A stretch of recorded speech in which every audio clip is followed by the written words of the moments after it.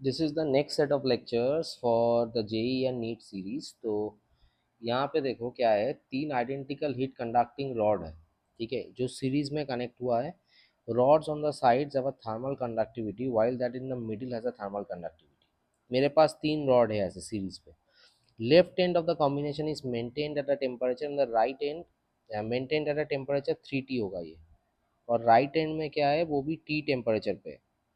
Rods are thermally insulated from the outside. In steady state, the temperature at the left junction is, ठीक है, left junction का temperature जो है वो T1 है, और राइट जंक्शन का जो टेम्परेचर है वो T2 है। तो मेरे को रेशियो निकालने बोला है T1/T2 का, ठीक है। You have to calculate the ratio of T1/T2। T1/T2 का हम लोग रेशियो निकालेंगे, ठीक है। तो यहाँ से देखो कैसे इसको बनाएंगे। पहला चीज जो है, तो रेट ऑफ हीट फ्लो, अगर रॉड सीरीज में रहता है, if the rod is in series, तो रॉड ऐसे रहता है सीरीज पे। This is how the rod is. तो यहाँ पे एक thermal conductivity 2K, this is K, this is 2K। यहाँ पे टेम्परेचर 3T है, यहाँ पे T है, यहाँ पे T1 है, यहाँ पे T2 है, ठीक है। सो if the rods are in series, so the rate of heat flow will be same. Now what is the formula of rate of heat flow? That is Ka into T1 minus T2 divided by small d, ठीक है। अभी यहाँ पे ये जो D/K है, इसको हम लोग थर्मल रेजिस्टेंस बोलते हैं, दैट इज RTH, ठीक है। तो जो R इक्विवेलेंट होगा, that is equal to 1/2K plus 1/K plus 1/2K, ठीक है। तीनों सीरीज पे है, तो पहले का जो 2K है, दूसरे का K है, तीसरे का 2K है, तो इक्विवेलेंट रेजिस्टेंस मेरा इतना है। तो R इक्विवेलेंट में यहाँ से अगर मैं कैलकुलेट करूँ तो इसका एलसीएम बनाएंगे तो ये क्या आएगा, 2K, ठीक है। और ऊपर पे 1 plus 2 plus 1, so this will B 4/2K। तो इसको काटो, 2 आ जाएगा, तो दिस विल बी 2/K, ठीक है। अभी अगर सीरीज में है तो रेट ऑफ हीट फ्लो मेरा सेम है, ठीक है। तो फॉर दिस एंड मैं इसको ए पकड़ ले रहा हूँ, ये वाला एंड को मैं बी पकड़ ले रहा हूँ, this is C, this is my D, ठीक है। तो फॉर एंड बी अगर मैं देखूँ, फॉर एंड बी अगर मैं देखूँ, ठीक है, तो बी से सी मेरा जा रहा है, हाँ या ना। तो यहाँ पे मैं क्या लिख सकता हूँ, 3T minus T1 divided by R1, that should be equal to 3T minus T divided by R2। मेरा तो पूरा रेट ऑफ हीट फ्लो जो होगा वो सेम होगा, ठीक है। तो अगर मैं पूरा रेट ऑफ हीट फ्लो देखूँ तो 3T minus T divided by R equivalent, यही मेरा रेट ऑफ हीट फ्लो है। क्योंकि ये जो पूरा पैरामीटर है D/K है, मैं इसको आर इक्विवेलेंट पकड़ ले रहा हूँ, तो ये T1 minus T2 by R equivalent भी मैं इसको लिख सकता हूँ, T1 minus T2 divide by R equivalent. तो 3T minus T by R equivalent, this should be equal to क्या होगा, 3T minus T1 divide by R1, T2 T1 minus T2 divide by R2 and T2 minus T divided by R3। Rate of heat flow पूरा same है, ठीक है। तो यहाँ से देखो R1 या आर इक्विवेलेंट हो गया, तो ये 3T माइनस T1, यहाँ R1 क्या होगा, इसका थर्मल कंडक्टिविटी मेरा क्या है, मेरा 2K/L है, L/2K, तो यहाँ L आ गया, तो यहाँ 2K आ गया। और ये 3T minus T divided by ये आर इक्विवेलेंट मेरा कितना आया, 2/K था, ठीक है। तो यहाँ से देखो इसका जो आर इक्विवेलेंट मैं लिखूंगा, तो इसको क्या लिखूंगा, सॉरी ये एल होगा, ये 2L/K है, तो इसको लिखेंगे 2L, ऊपर में K है, तो यहाँ K और K कट गया, L और L कट गया, ठीक है। तो यहाँ हो गया 4 into 3T minus T1, this will be equal to 3T minus T, ठीक है। तो यहाँ से क्या हो जाएगा, 12T minus 4T1, that is equal to 2T, ठीक है। तो यहाँ से मेरा क्या आ जाएगा, 10T इक्वल टू 4T1, ठीक है। तो T1 को क्या लिखेंगे, 5T divided by 2। At the same time अगर मैं दूसरा वाला साइड देखूँ, तो T2 minus T divided by R3, this will be equal to 3T minus T divide by R equivalent, ठीक है। तो T2 माइनस टी, R3 मेरा क्या हो जाएगा, L, और इधर 2K, और ये मेरा क्या हो जाएगा 2t इंटू के बाई 12। तो एल और एल कटा, के कटा, ठीक है। तो यहाँ से क्या बन गया मेरा, एक सेकेंड, ये 2t, हाँ ये 2 और 2 भी कट गया। तो यहाँ पे क्या हो गया 2t2 minus 2t equal to T. So यहाँ से t2 मेरा क्या आ गया 3t डिवाइडेड बाई 2, ठीक है। तो यहाँ पे देखो t1/t2 अगर हम लोग बनाएंगे तो ये क्या आ जाएगा 5t/2 इंटू 3t, ऊपर जाएगा 2, तो 2 और 2 कट कैंसिल हो गया, 2 and 2 got cancelled, t and t got cancelled, so t1/t2 will be 5 divided by 3, ठीक है। Next question, a container has 2 chambers, जिसमें वॉल्यूम है मेरा, पहले का वॉल्यूम है V1 है मेरा 2 लीटर्स, ठीक है। V1 मेरा है 2 लीटर्स और V2 मेरा है 3 लीटर्स, ठीक है। V1 is 2 litres, V2 is 3 litres. और चेम्बर में क्या है N1 जो मेरा है 5 है, N2 जो मेरा है वो 4 है, ठीक है। पहले का प्रेशर दिया हुआ है 1 एटमोस्फियर, दूसरे का प्रेशर जो दिया हुआ है वो है 2 एटमोस्फियर, ठीक है। ठीक है, तो यहाँ से देखो जो मेरे को क्या निकालने बोला है, पार्टीशन अगर रिमूव हो गया तो यहाँ पे एक पार्टीशन था पहले, यहाँ पे एक प्रेशर था P1, वॉल्यूम था V1, यहाँ पे प्रेशर था P2, वॉल्यूम था V2। अभी मैंने पार्टीशन को हटा दिया है, तो यहाँ पे जो प्रेशर बनेगा वो क्या बनेगा P1 V1 plus P2 V2 divided by V1 plus V2, this is the common pressure. So P1 क्या हो जाएगा 1 इंटू V1 क्या हो जाएगा 2, P2 क्या है मेरा 2 इंटू V2 क्या है 3 divide by 2 plus 3, so this will be 8/5 that is equal to 1.6 atmosphere, this is the answer, ठीक है। नेक्स्ट क्वेश्चन, एक ऑक्सीजन सिलेंडर है जिसका वॉल्यूम 30 लीटर दिया हुआ है and it contains 18.20 moles of oxygen. After some oxygen is withdrawn from the cylinder, gauge pressure drops to 11 atmospheric pressure at 27 degree Celsius, ठीक है। तो मेरे को क्या निकालने बोला है, mass of the oxygen withdrawal from the cylinder is equal to, ठीक है। तो देखो प्रेशर जो दिया हुआ है, प्रेशर 11 एटमोस्फियर में ड्रॉप हो गया है, तो 11 atmosphere means 11 into 1.01 into 10⁵ newton per metre square, 1 atmosphere equal to 1.01 into 10⁵ होता है। वॉल्यूम जो हो गया वो मेरा 30 लीटर हो गया, ठीक है। अभी 1 लीटर में क्या हो जाता है 10⁻³ मीटर क्यूब होता है, ठीक है। तो 30 लीटर को क्या लिखेंगे 30 इंटू 10⁻³ मीटर क्यूब लिख सकते हैं। अच्छा आर मेरा क्या हो जाएगा, यहाँ पे देखो जो मेरा वैल्यू है, ये कहाँ गया, एक सेकेंड, आर दिया हुआ है 100/12, तो ये मेरा दिया गया 100/12 हो गया, this is the value of R. और टी जो मेरा दिया हुआ है that is 27 degree Celsius, that means 300 kelvin, we have to convert it to kelvin, ठीक है। तो यहाँ पे देखो पीवी इक्वल टू हमें क्या पता है that is equal to N R T, तो यहाँ से एन क्या आ गया PV divided by R T, तो P क्या हो गया 11 इंटू 1.01 इंटू 10⁵, वॉल्यूम मेरा कितना आ गया 30 इंटू 10⁻³ आर मेरा कितना आ गया 100/12 और टी मेरा कितना आ गया 300, इसको कैलकुलेट करोगे you will get a value 14.54 moles, ठीक है। तो पहले मेरा कितना मोल था 18.20, ठीक है। तो मोल कितना रिमूव हुआ है, मोल्स रिमूव कितना हुआ है that is equal to 18.20 minus 14.54, so this will give us 3.656 moles, ठीक है। अभी नंबर ऑफ मोल्स का मेरा क्या फॉर्मूला है, mass in gram divided by molecular weight that is equal to 3.656। अब ये किसका बोला है, ऑक्सीजन का बोला है, ऑक्सीजन का मॉलिक्यूलर वेट कितना होता है 32, तो दिस बाय 32 इक्वल टू 3.656, सो मेरा मास कितना आ गया 32 इंटू 3.656, ठीक है। तो यहाँ से मेरा ये कितना आ गया 116.99 ग्राम, ठीक है। नेक्स्ट क्वेश्चन,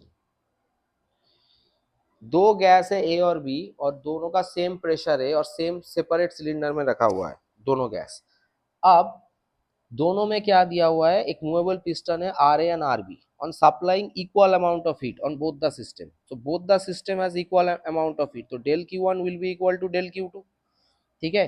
कांस्टेंट प्रेशर में सिस्टम रिवर्सिबल हो रहा है, ठीक है। अगर सिस्टम मेरा रिवर्सिबल हो रहा है तो यहाँ से मैं del U1 equal to del U2 भी बता सकता हूँ, ठीक है।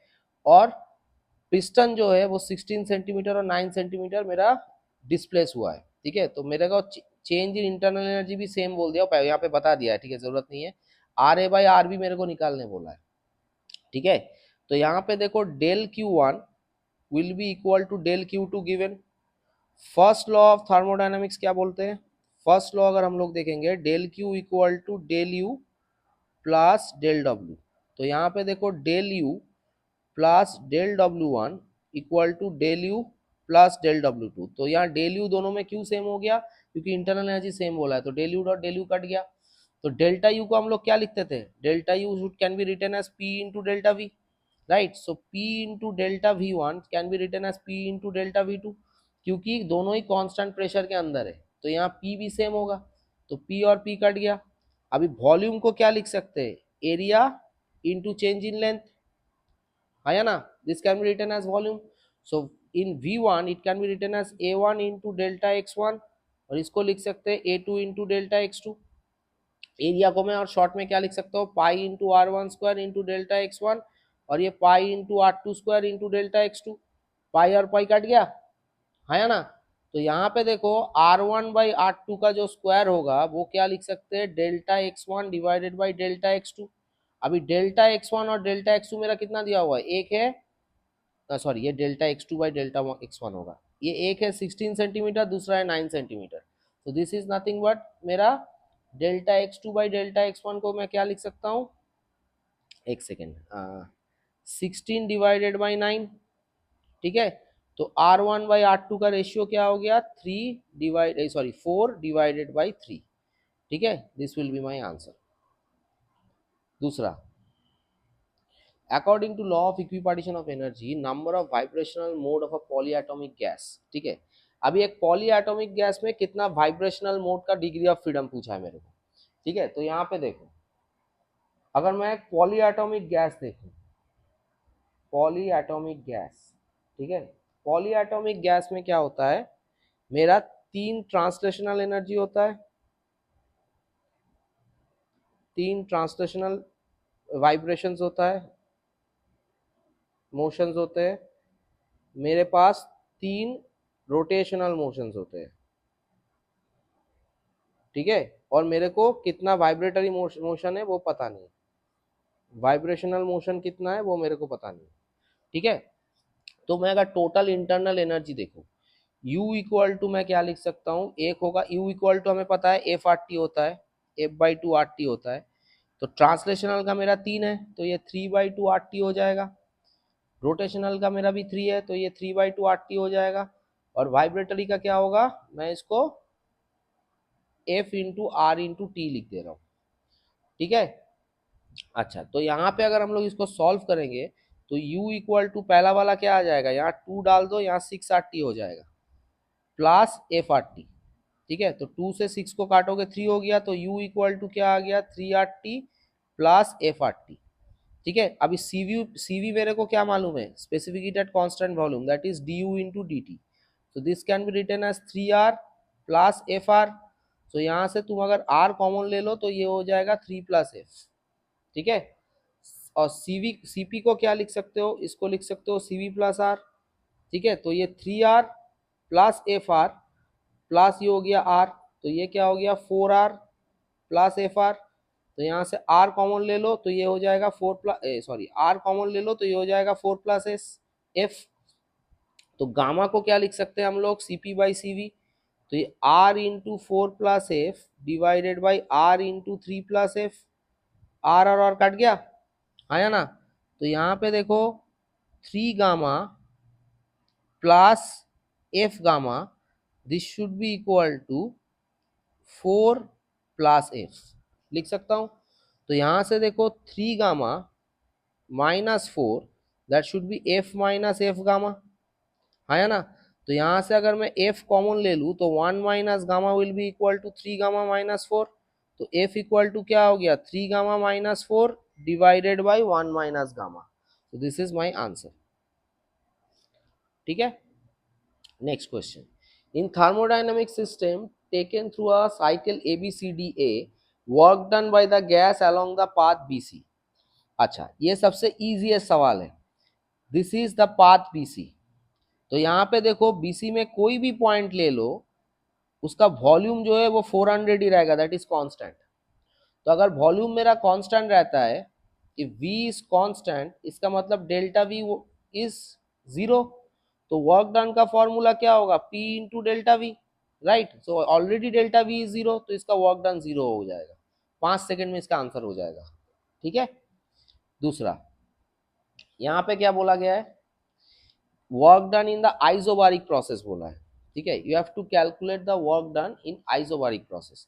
अभी यहाँ पे मेरे को आइसोबारिक प्रोसेस जानना है। आइसोबारिक प्रोसेस क्या होता है, isobaric process is the process जहाँ पे प्रेशर मेरा कांस्टेंट होता है। ठीक है, तो ये तीनों प्रोसेस में ये जो ए टू बी हम लोगों का जा रहा है, यहाँ पे देखो जो प्रेशर है वो सेम ही है, दैट इज 3 × 10⁻²। ठीक है, तो work done in isobaric process जो होगा तो वर्क डन इन ए भी होगा, जिसको P इंटू डेल्टा वी लिख सकते हैं, राइट। तो यहां से क्या लिख सकते हैं, P इंटू V2 - V1। अब मेरा V2 कितना है, यहाँ देखो 3 आ गया, और V1 कितना है, यहाँ 1 आ गया, this is my 3 and this is माई 1। ठीक है, तो यहाँ वर्क डन पे अगर हम लोग डालेंगे, प्रेशर जो है वो मेरा क्या है, 3 × 10⁻², और ये जो होगा वो क्या होगा, 3 - 1, that will be 3 × 10⁻² into 2, so this is equal to 600 joule. ये मेरा वर्क डन आ गया। ठीक है, नेक्स्ट सवाल, container contains 200 centimetre cube and 0.2 mole of hydrogen. तो number of mole of hydrogen का क्या है, 0.2 है, और 0.3 मोल ऑफ आर्गोन गैस। तो ये आर्गोन का जो नंबर ऑफ मोल है वो 0.3 है। तो जो वॉल्यूम है, वॉल्यूम मेरा कितना है, 200 सेंटीमीटर क्यूब है, राइट। तो सेंटीमीटर क्यूब को अगर मैं मीटर में कन्वर्ट करूं तो 200 इंटू 10⁻⁻6 मीटर क्यूब आ जाता है। और टेम्परेचर मैंने मेंशन किया हुआ है, दैट इज 200 केल्विन। ठीक है, तो I have to calculate the pressure of the system. अब दोनों को मिक्स किया गया है, दोनों को जब भी हम लोग मिक्स करेंगे तो इसका क्या हो जाएगा, जो प्रेशर मिक्सचर का होगा दैट इज इक्वल टू, दोनों का नंबर ऑफ मोल ऐड हुआ, PV equal to nRT, so P can be written as nRT by V, right. तो this into RT divide by V लिख सकता हूँ। तो पहले का नंबर ऑफ मोल मेरा 0.2, दूसरे का मेरा 0.3, आर कितना आया 8.3, और टी कितना आया मेरा 200, डिवाइडेड बाई वॉल्यूम कितना हो गया 200 इंटू 10⁻⁻6। इसको सॉल्व करो तो ये 4.15 इंटू 10⁻6 पास्कल आया, this is my pressure of the mixture. ठीक है, next question, temperature of a gas at -50°C, to what temperature the gas is heated so that the RMS speed increases by 3 times। ठीक है, तो जो पहला VRMS होगा वो मैं V पकड़ ले रहा हूं, दूसरा वाला इंक्रीजेस बाय 3 टाइम्स बोला, इंक्रीजेस टू 3 टाइम्स ना, तो इसको V plus 3 times of V, तो दूसरा वाला जो बड़ा है वो क्या है, 4V बड़ा है। अब RMS और टेम्परेचर का रिलेशन क्या है, V इक्वल टू √3RT/m, ये हम लोग पढ़े। तो यहां से क्या हो गया, V प्रोपोर्शनल टू √T हो गया। पहला जो टेम्परेचर है वो -50°C पे, तो this is at -50°C, you have to convert it to kelvin, this is 273 -50, so this will give you 223 kelvin. तो अगर V प्रोपोर्शनल टू √T आ गया तो हम लोग क्या लिख सकते हैं, V1/V2 can be written as √T1/T2। तो V1 मेरा V है, V2 मेरा कितना है 4V है, √T1 को क्या लिख सकता हूँ 223, और T2 को मेरे को निकालना है, राइट। सो V और V कैंसिल हो गया, तो यहाँ से मेरा T2 अगर कैलकुलेट करोगे तो यह आएगा 3568 केल्विन। ठीक है, नेक्स्ट क्वेश्चन, एक कार्नोट इंजन का एफिशिएंसी दिया हुआ है 50%। ठीक है, सोर्स का टेम्परेचर दिया हुआ है 327, ये सबसे इजीएस्ट सवाल है। अच्छा, एफिशिएंसी मेरा जो दिया हुआ है वो 50% है, तो 50% को क्या लिख सकते हैं 50/100, तो इसको काटोगे तो एफिशिएंसी आ गया 1/2। जो सोर्स का टेम्परेचर है वो T1 है, दैट इज 327°C, तो 327 प्लस मैं 273 अगर ऐड कर दूं तो यहाँ से ये आ जाएगा 600 केल्विन। ठीक है, एफिशिएंसी का फॉर्मूला हम लोग क्या पढ़े हैं क्लास में, ईटा इक्वल टू 1 - T2/T1। ठीक है, तो this is equal to 1 - T2 मेरे को पता नहीं है, ईटा मेरा हाफ है, और T1 मेरा कितना है 600 केल्विन आया, तो मेरा T2 by 600 this will be written as 1 minus half, तो T2 बाई 600 ये कितना आ गया हाफ, तो इसको काटो, ये कितना आ गया 300, तो T2 मेरा कितना आया 300 केल्विन, तो इसको लिख सकते हैं 27 degree Celsius. This is the temperature of the source sink. ठीक है, अब यहाँ I am telling you one thing, ये जो प्रॉब्लम सीरीज में छोड़ रहा हूँ, जिन लोगों का सिलेबस हो गया क्लास 11 का या 12 का, अगले 2-3 हफ्ते में जिनका एग्जाम है उनके लिए ये बेटर है। जिन्होंने अभी तक वो थ्योरी नहीं पढ़े हो तुम लोग, तो उसके लिए ये वीडियो थोड़ा दिक्कत होगा, क्योंकि उनके पास थ्योरी का नॉलेज नहीं है। This is only as a I am sending as a practice video for the people जो लोग अभी प्रैक्टिस में है। ठीक है, जो टेस्ट सीरीज दे रहे हैं, मॉक दे रहे हैं, तो उसके लिए मैं एक सीरीज ये बना रहा हूँ कि ये उनके प्रैक्टिस के लिए काम में आ जाए। ठीक है, बाकी जो लोग है वो थोड़ा थ्योरी पढ़ो, जहां जहां तुम लोग पढ़ते हो, पढ़ के वो थ्योरी देख के उसके बाद आओ। ठीक है, चलो